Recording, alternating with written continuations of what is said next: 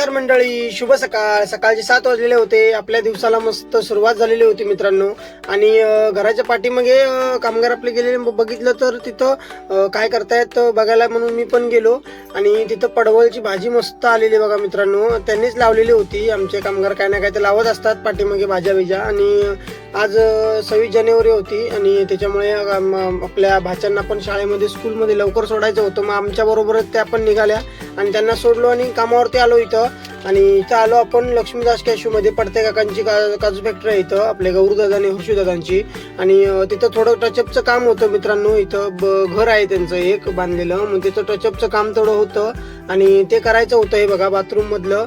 आणि एसीचे ते जे विंड ठेवलेले होते, म्हणजे ते एसीला बसवण्यासाठी ओपन जागा ठेवलेली होती, ते पण बंद करायचे होते. 2 होल होते ते.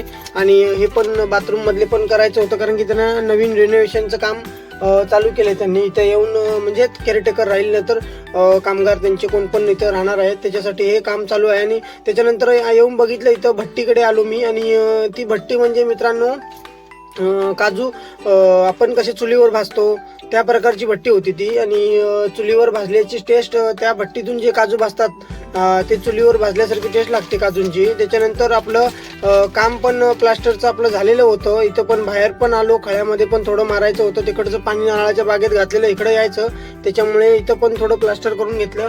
त्याच्यानंतर पडते काकांच्या काजू फॅक्टरीवरचं काम संपवून आलो आपल्या वाडीत. ढोलम काकांचं काम जरा होतं, पप्पू काकांचं. मग तिथं पण त्यांचं पण काम आटपून घेतलं आम्ही. टचअपचंच होतं आज दिवसभर मित्रांनो काम.